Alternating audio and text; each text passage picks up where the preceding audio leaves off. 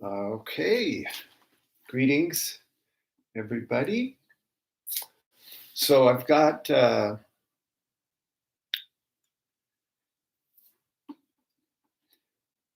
welcome. So we've got a live Q&A, Asana Kitchen, and thank you for joining. You can. So I'm solo here. I've got 3 different platforms, and I'm going to try to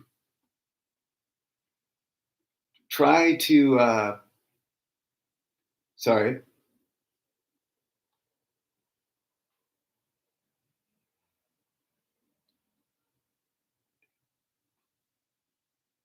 Oh boy. Yeah, I'll do my best to see your questions. So you can start firing away with your questions. I guess you're going to type them into the comments.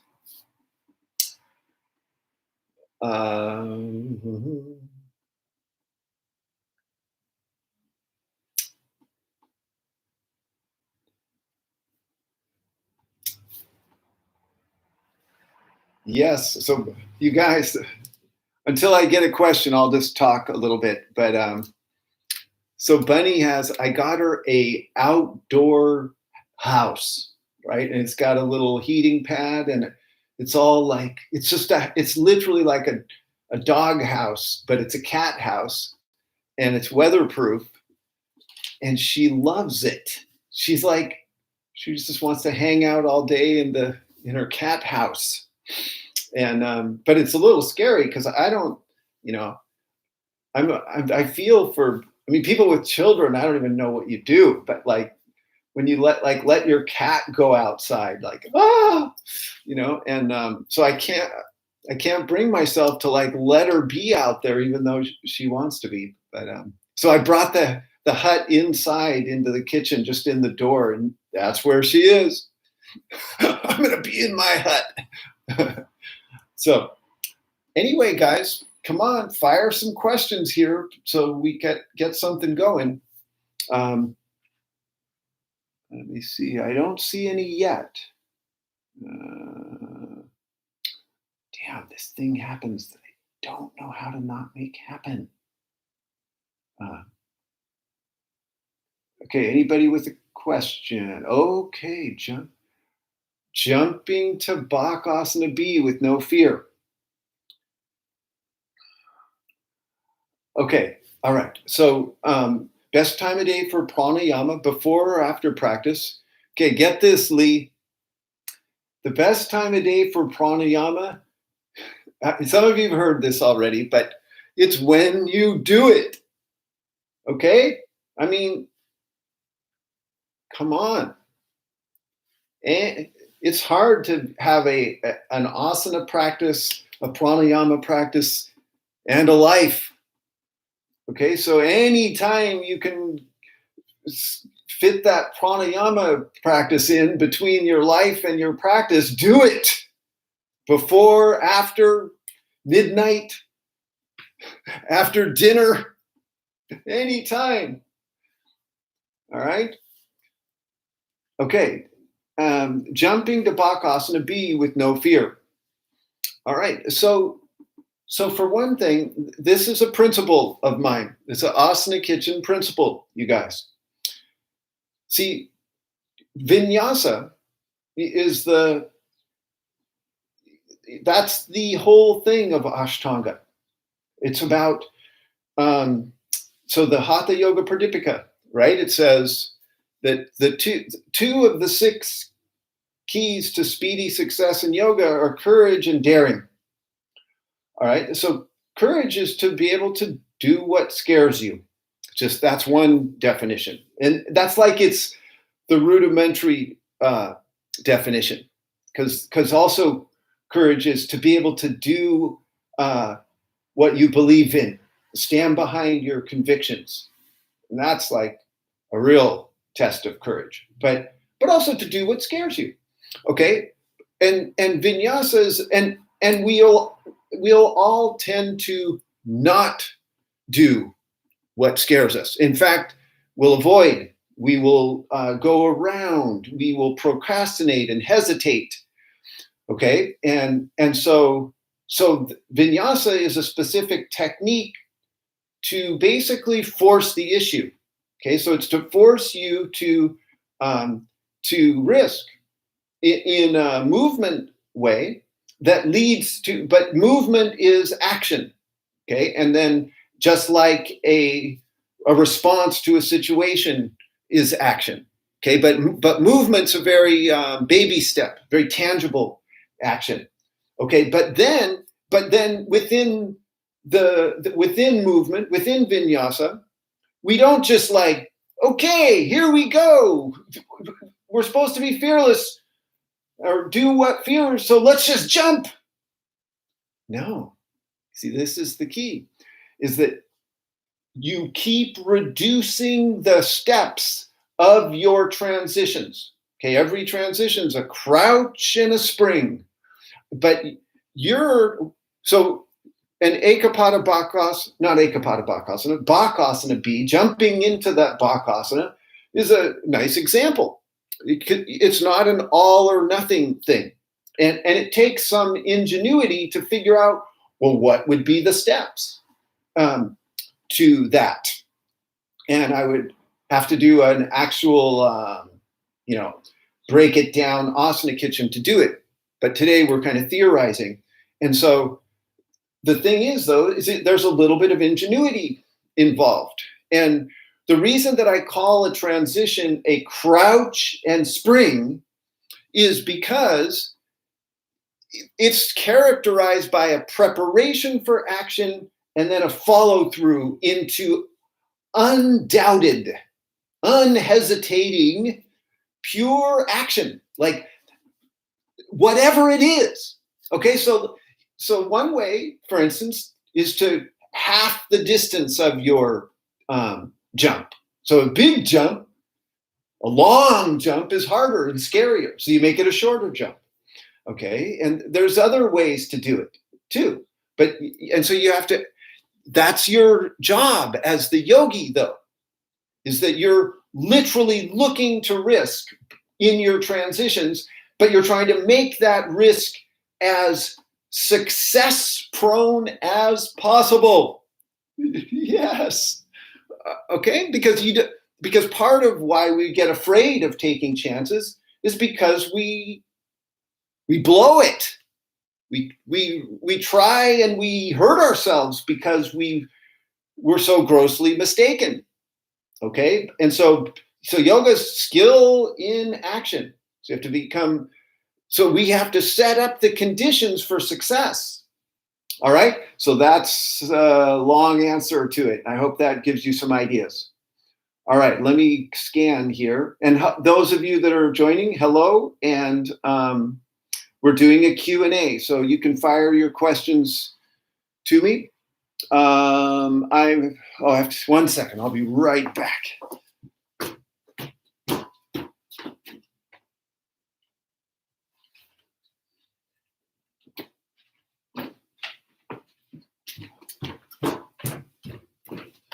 Okay. So let's see here. I'm trying to see I'm solo. I don't have any help here. Okay, Megan. Hello, Megan. Do you want to take water after practice? My teacher used to have us wait because the fire. So Megan, let me just.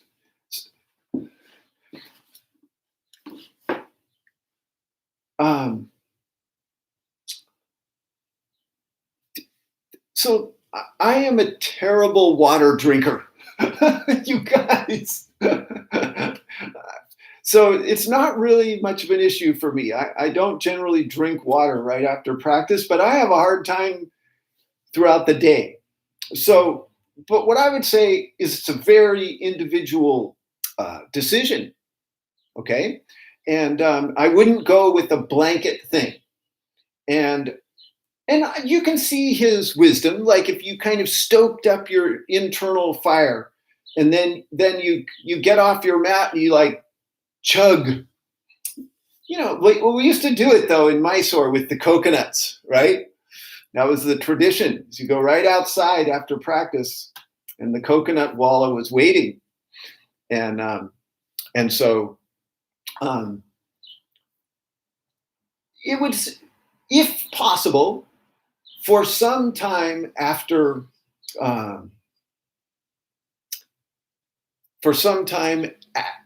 practice, you could moderate. You drink some water, but just wait a little while, maybe, and experiment with your own sense of it.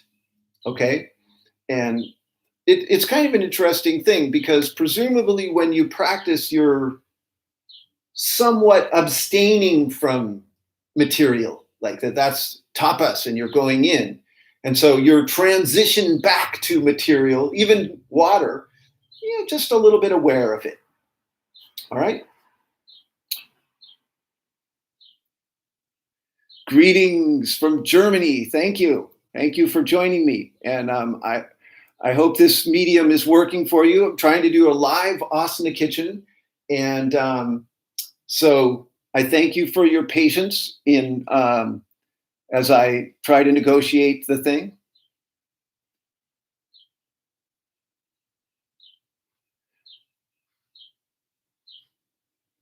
Trying to see this question, sorry. So somebody's asking about, they're new to Ashtanga, but still cannot maintain the flow until the end because of difficulties in some of the asanas. Okay. And all right, let me just, okay, so we'll do that. Difficulty with flow.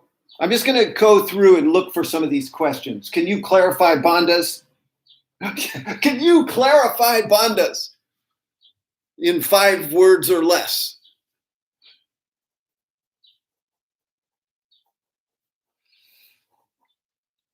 See, and you guys those of you that know me, like kind of short answers are not necessarily my strongest aspect. Like, I don't understand this a request to be in my live video. I got to learn about that, Jeanette. Maybe you can tell me. Okay, maybe that would make my life easier. I don't know, but I'm scared of it. It's like, wait, no, I don't know what does that mean if I'm having you in my live video. So sorry about that. I'll try to figure out what that means. Okay, steadiness in Urdhva Dhanurasana. Okay, let's have a look at, I'm writing that down, and then I'm looking for other questions. And you guys can all hear me okay and everything, right? I'm assuming, because nobody's... Why can the knees hurt in Bakasana? Okay.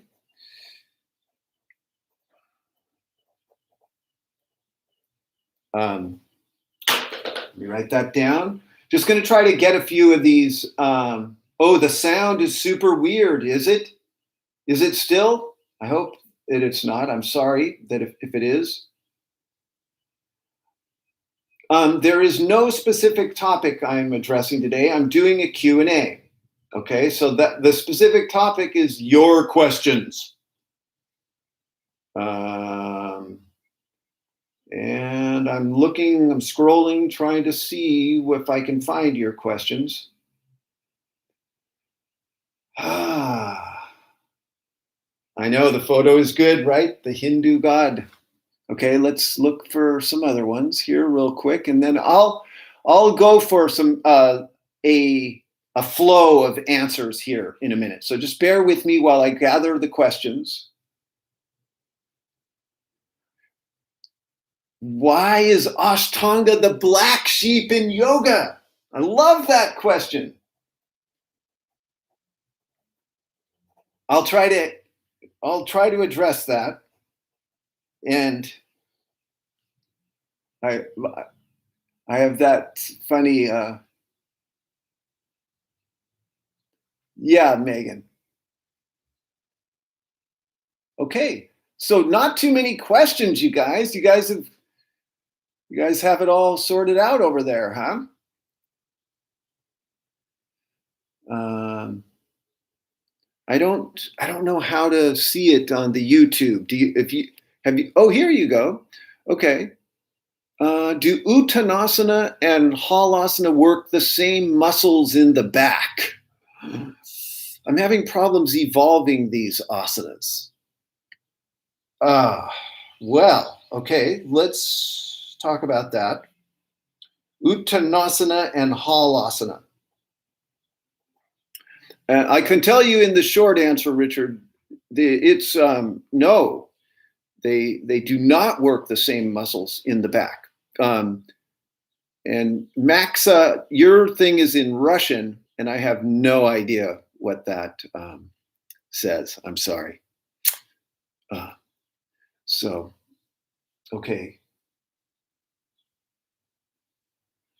Is my sound okay still, you guys?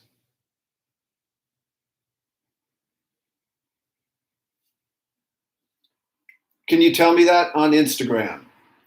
How's my sound? Frozen? What? Really?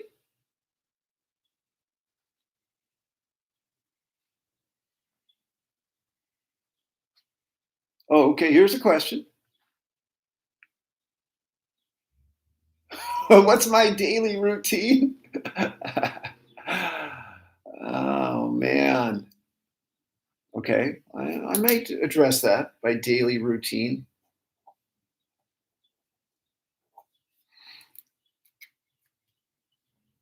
Oh, so you joined on Instagram is choppy, but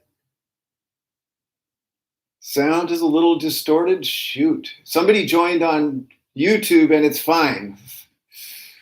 Will you travel? I hope so. I want to travel to Spain. Um, it actually, I don't, probably not this year. Next year, I will. Okay, you guys. I'm going to just start answering these questions, and we'll see if how we go from there. Okay, so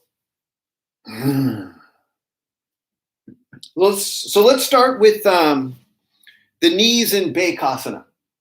Okay, so you guys know that Bakasana is a posture, it's a really unusual posture in the second series, right? Where you're on your belly and you bend your knees and take your hands and push your feet down.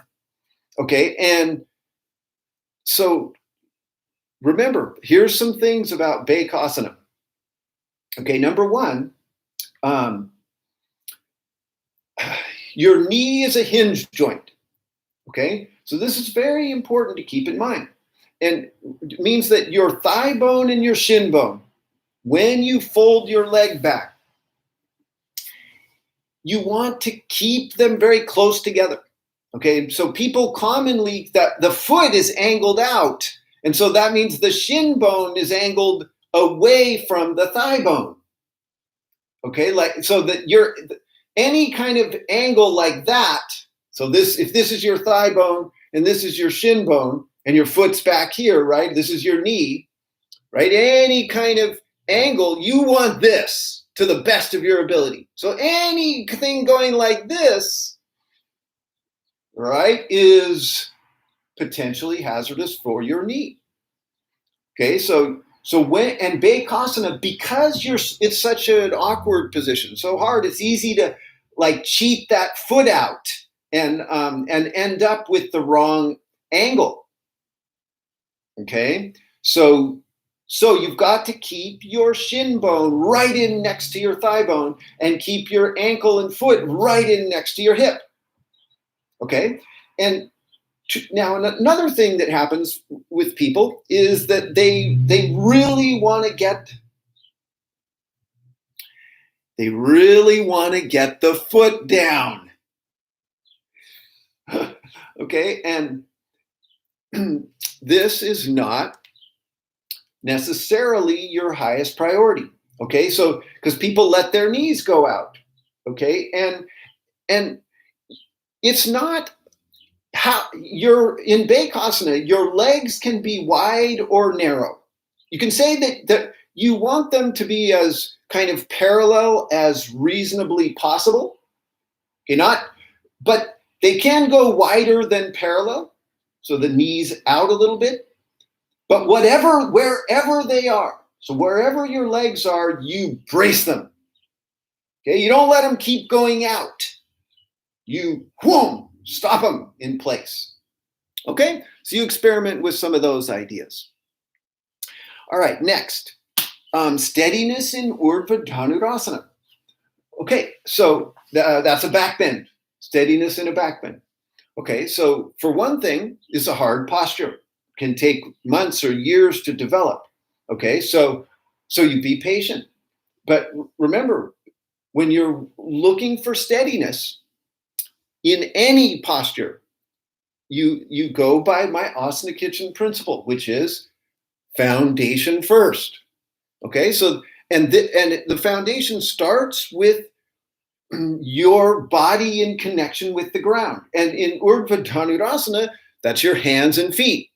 Okay, and so if you want steadiness, you've got to actively listen. Your hand, right? It's an earth probe. It's very okay. It's like a sea creature, like a starfish or an octopus. It's testing the earth, connecting with the earth. And then the feet too. The feet actively seek to root into the ground. Okay, and then the other principle of the foundation is your arms and legs as levers. Okay, so and in Urdhva Dhanurasana, in the back bend, you guys, you want to try your best to keep the weight even between the legs and the arms. Okay, and what will happen though is you'll end up, because you're trying to open the chest, you'll end up putting much more weight in the arms. Okay, and if you lose your power of using your legs, then you'll destabilize your pose. Okay, so even if it feels strange, shift into your legs and root your legs and then work to open your chest. And do a little bit of an alternating thing where you stand like that. Okay, so that's some ideas for steadiness in Urdhva Dhanurasana. Okay, one last point too is, so part of what I said at the beginning, you have to be patient. And so, because you want to build up your stamina. It's hard to stay up in that back bend, and you'll grow unsteady very fast. Okay, but that's why you want to work at it consistently and develop your ability to stay up there and hold the position. Okay. Okay, so next. So this Uttanasana in Halasana, Richard. So Uttanasana is the standing forward bend. Okay, and just get this clear. Halasana is not a forward bend, people. Okay, Halasana is basically Dandasana upside down.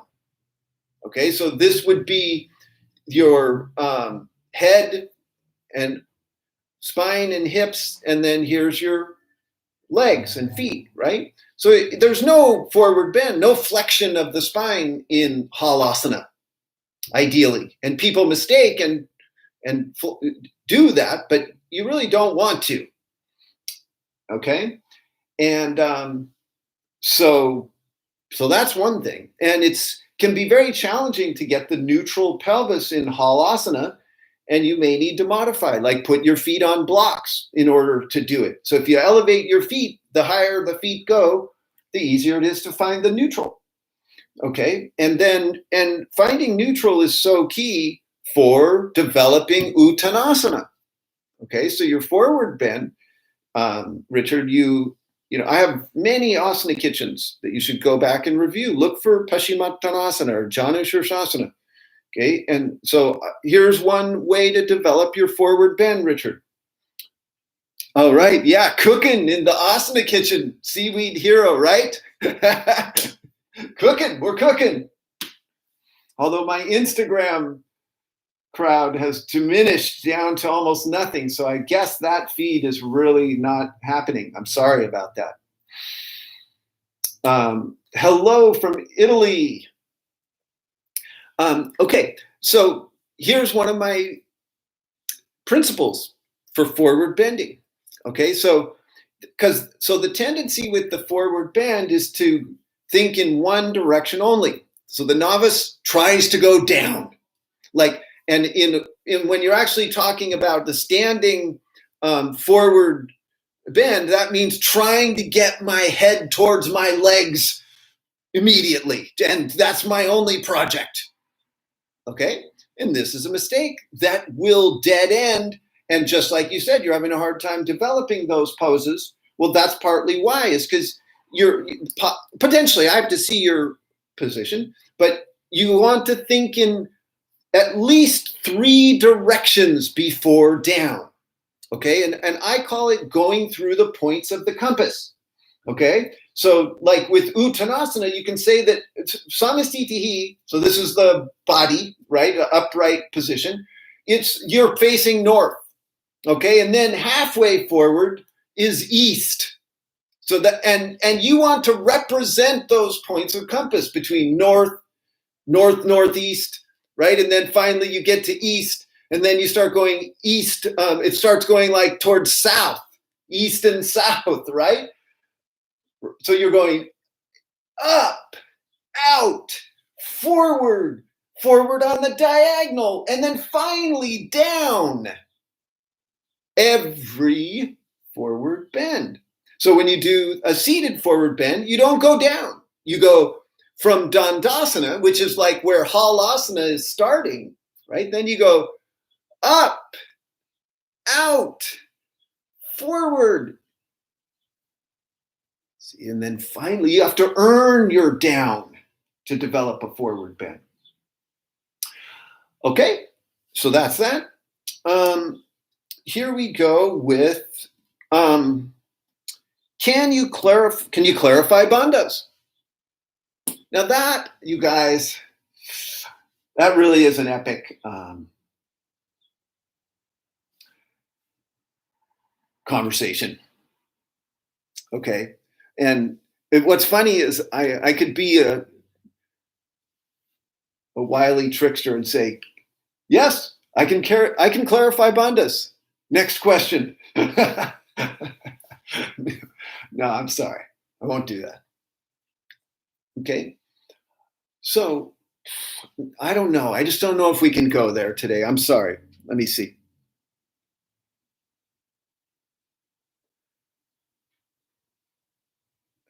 Let me look here. Oh, sorry. Trying to see.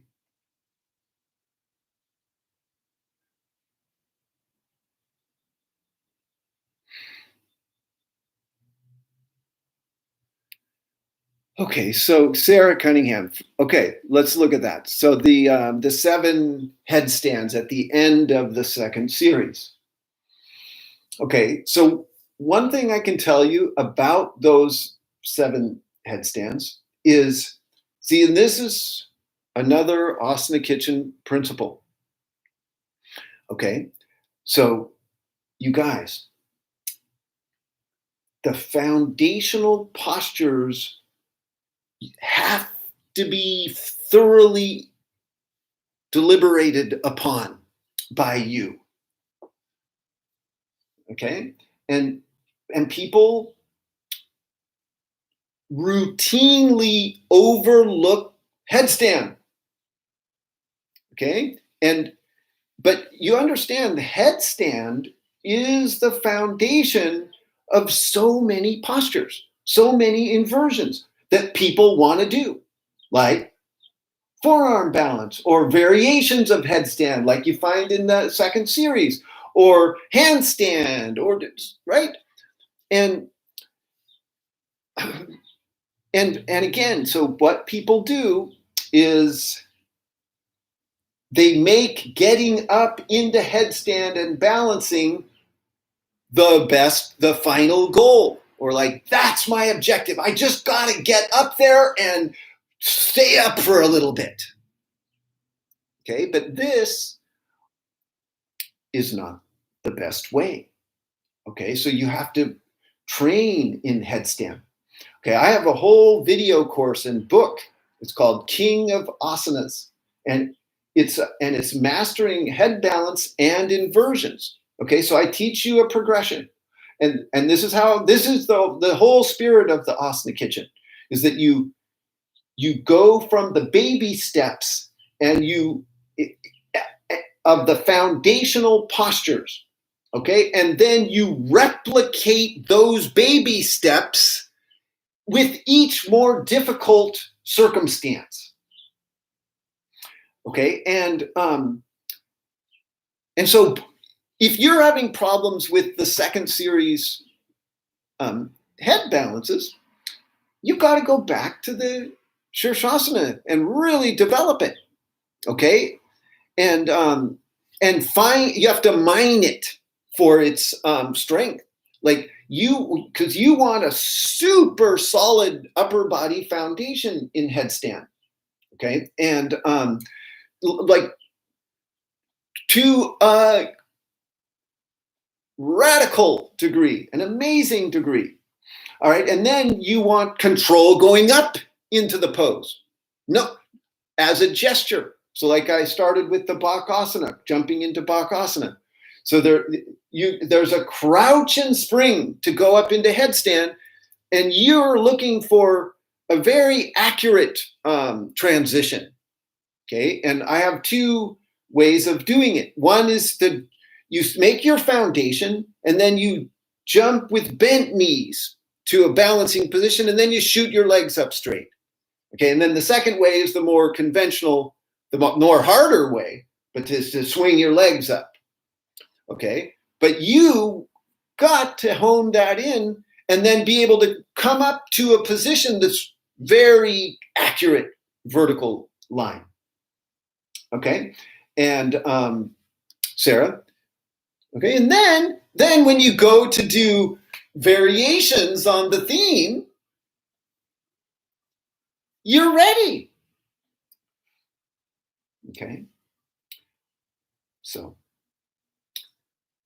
that's what I would say to that one.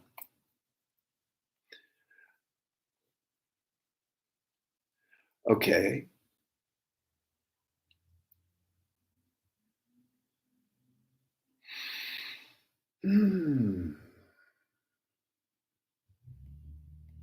Okay, let me see if anybody else has added any questions to our mix. Doesn't look like it.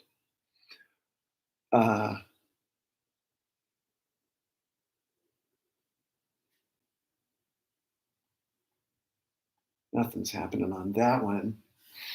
Okay.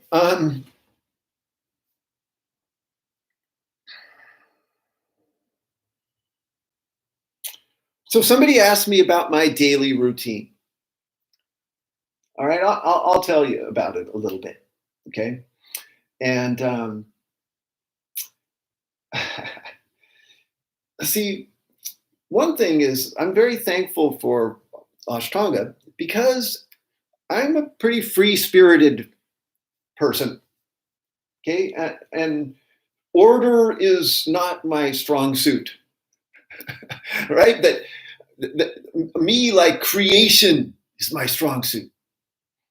I'm just constantly kind of flowing out with stuff, and so reining it in and disciplining and channeling is one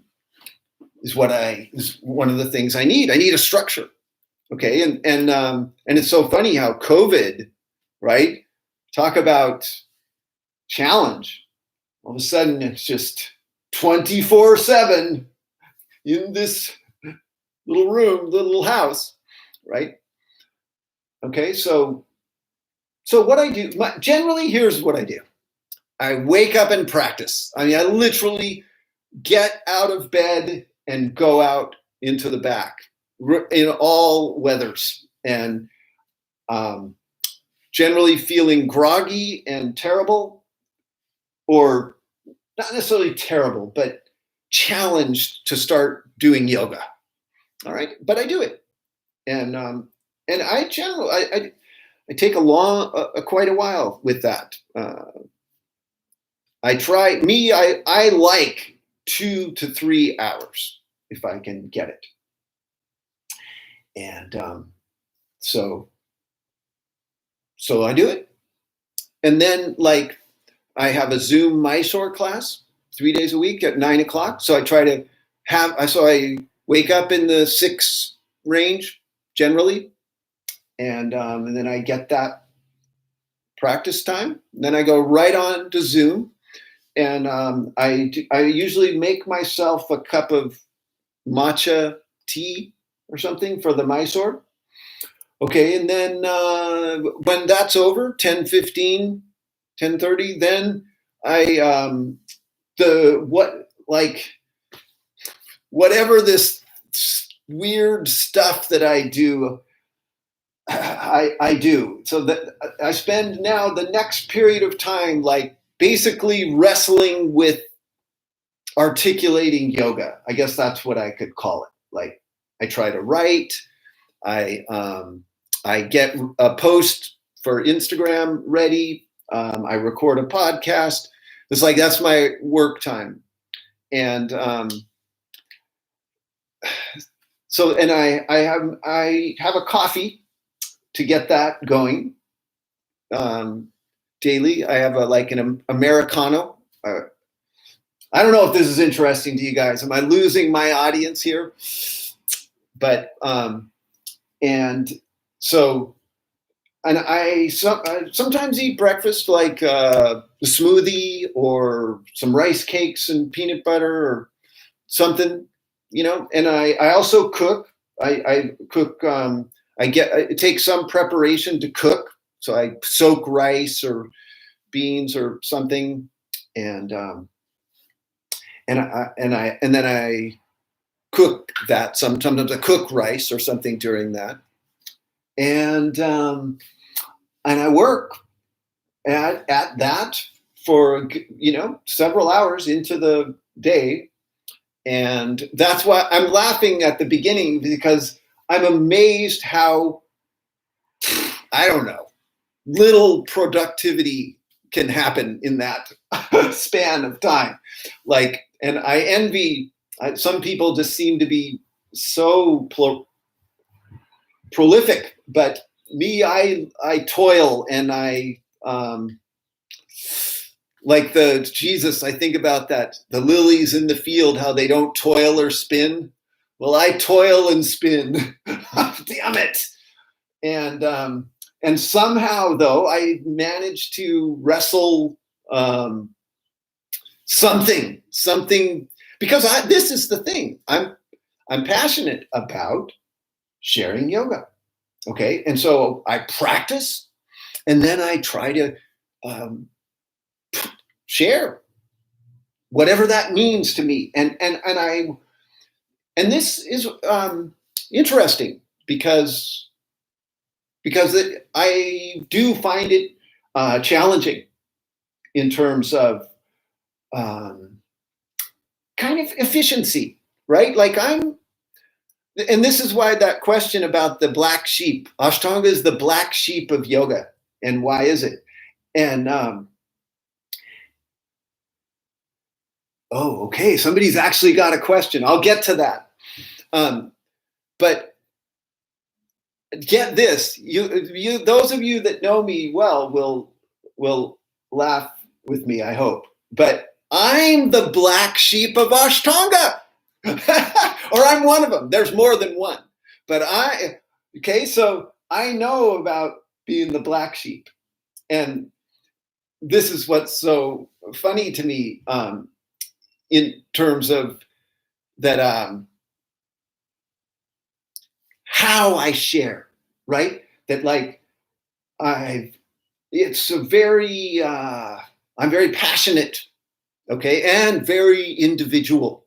And so this is what makes it hard, is because I don't do it in a conventional way. I do it in my own way. And I've built a whole system, a whole interpretation of Ashtanga that I care about deeply, and trying to negotiate that and is hard, and I've paid for it. Like I'm blacklisted off the list of certified teachers, and I get my it's it's not easy, and I'm challenged by it, but I keep going every day. Okay, and let me just finish out that. So after some time, Joy there, she's upstairs, I'm downstairs, she's upstairs, and she's doing her film stuff all this time, right? And then sometime around between 3:30 and 5 o'clock, we eat. And I cook I'm the cook, so rice is the staple here. Pressure cooked brown rice and miso soup. So I use a kind of macrobiotic based diet, but not macrobiotic. And so we eat, and then sometimes we do more work, and I go out into the backyard for a second session, and sometimes we like, there's a lot of movie watching because Joy's a filmmaker, so we research, and I love movies, and so we have a big screen, and we often watch movies, and then we go to bed and sleep and go do it all over again. All right. So, and then do I spend some time? So you guys understand, okay, I'm almost 60 years old, you guys. And I've been practicing Ashtanga since 1993. Okay. So 20, whatever that is, that's a lot of years. Okay. And so do I spend time on some poses more than on others? Absolutely. For me, almost anything goes. Okay, and I earned that. I earned it in terms of skill. Okay, and hold on 1 second. Yeah. So, what are you going to do here? Are you going to wrap it up soon or no? I don't know. I have no idea. I wasn't even thinking about it. Okay, well, okay, you just keep going ahead. Okay. Sorry, you guys. So, and like, I would love to do the series exactly like I used to do it when I was 26. I would love it. Yeah, give me that body. I'll do it. Well, I don't have that body. Okay, and me, I love the yoga. I love the asana. I love the pranayama. I love the mudras. And I am going to do what it takes to be deeply absorbed in those. And that means it's changing. It's evolving. And so yes, I spend way more time with some poses than others. Okay? I've eliminated many poses, and I emphasize other ones, and it keeps changing. Okay, but remember this: I put in my time doing those series in that order every day, and I benefited from that. Okay, that's what gave me the ability to know how to do it, to research into the subjects deeply with a template, with a structure that works. Okay, and so, because get this, see, many teachers, many students, many teachers, the older they get, then the more they don't think it's important, or not that they don't think it's important, they move on. They do something else in terms of what in their yoga practice, like meditation or breathing or studying philosophy or chanting or these things. Okay, but me at 59, I still love the asanas, the pranayama, and the mudras. And so when I go back to my backyard for 3 hours, and I do, but I don't do primary series per se or second series. I don't even think in those terms. I think in terms of Surya Namaskara, standing, something, finishing. Okay, but like I said, I got that template. I earned it. I worked for decades to get to embed Hatha Yoga in me, and now I get to enjoy and have a very powerful practice, right? So I'm not just launched out there. Yeah. Okay.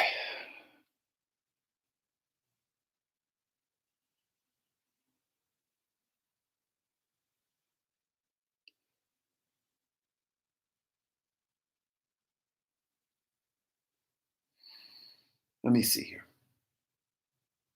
Sorry about this. There was somebody had a question a little while back. Oh, yeah, okay. For people late 50s to learn beyond the primary series. Okay, listen, you guys. Is it possible for people in their 50s to learn beyond the primary series? Let me put it to you this way. Every devoted Ashtangi has a duty to learn beyond the primary, a duty to their own body, to their own spirit. Okay? And any kind of enforcing or interpretation of the rules that say otherwise, down, no. Sorry. Oh, that's ridiculous. Okay? You need, it's not just your body. Look at you guys. This discipline, it's a physical thing. It's hard on your body. Okay?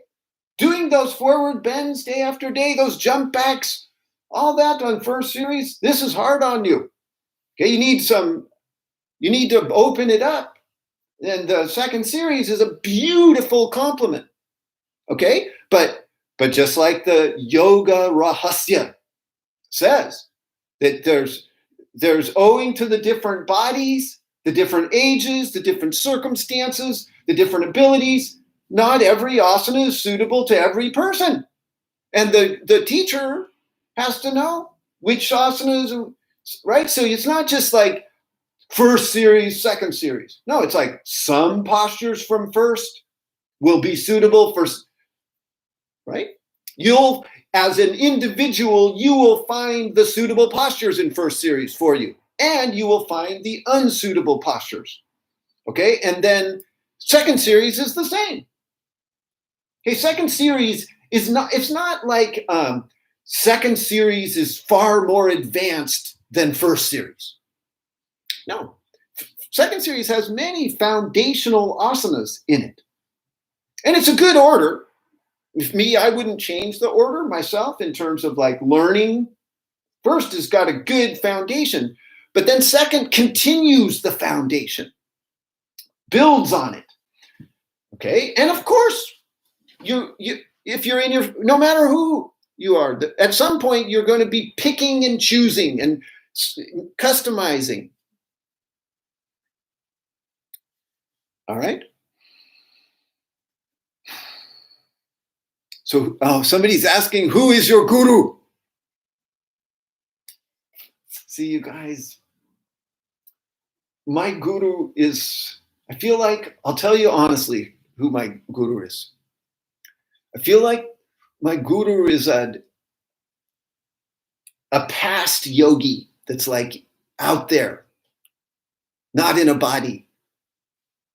And he's teaching me. Yeah. It's like he's in some kind of celestial cave. kind of keeping tabs on me and feeding me little knowledge, little things to help me research. Okay? And I can tell you, I'm in a very much an opening phase, a learning. So many new things I'm learning about yoga. But I just go in my backyard. See, this is something about me. I'm very individual. Okay, I go. That's what I value. Going back there by myself, doing that thing with nobody else around. Okay, and this is where I come from as a teacher.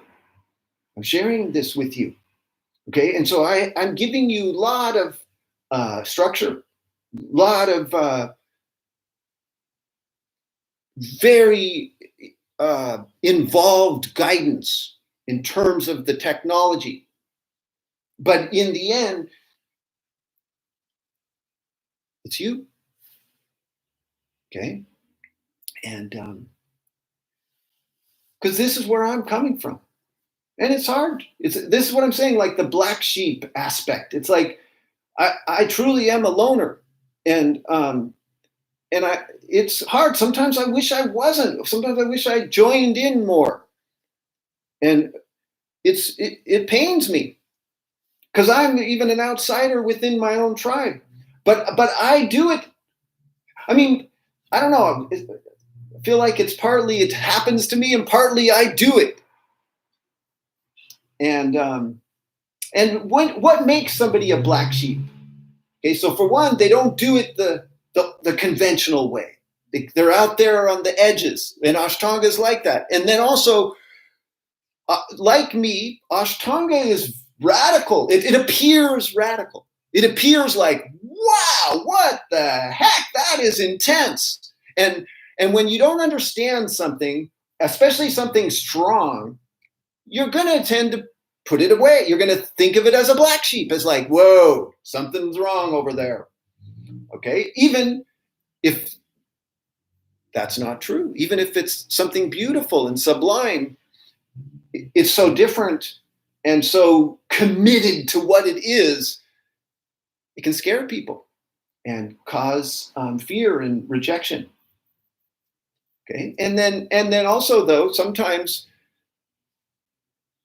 when you're given to passion and extremes, you can be wrong, right? You can have wrong ideas that lead to harmful results. And Ashtanga has had its share of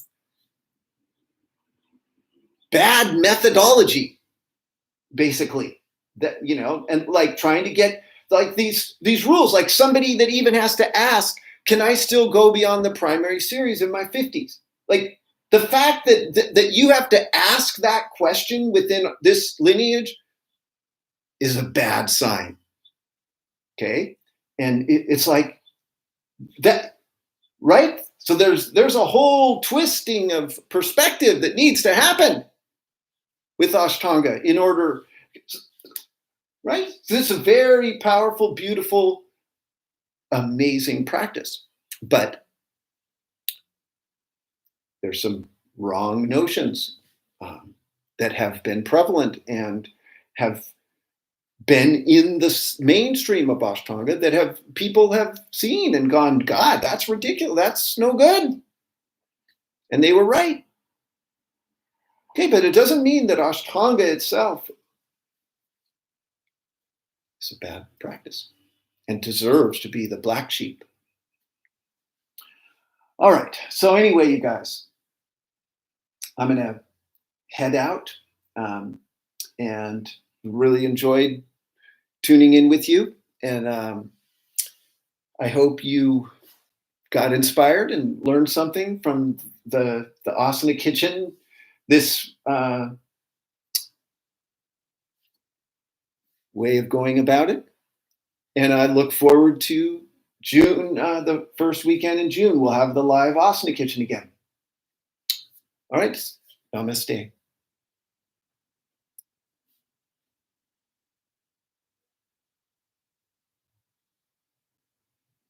Yeah, that's right.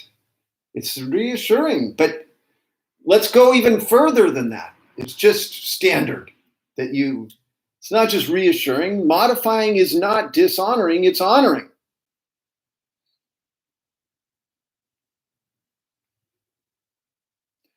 I'm just sort of scrolling through you guys, just kind of looking at your comments.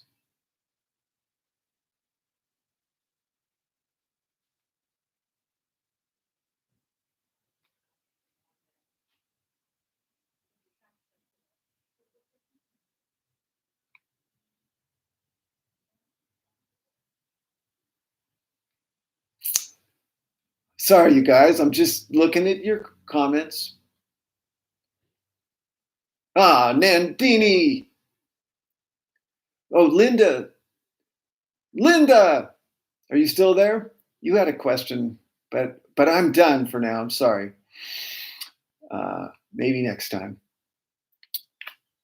Let me see about over here.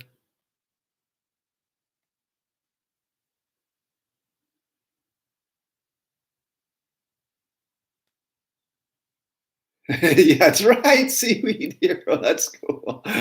Who is Seaweed Hero?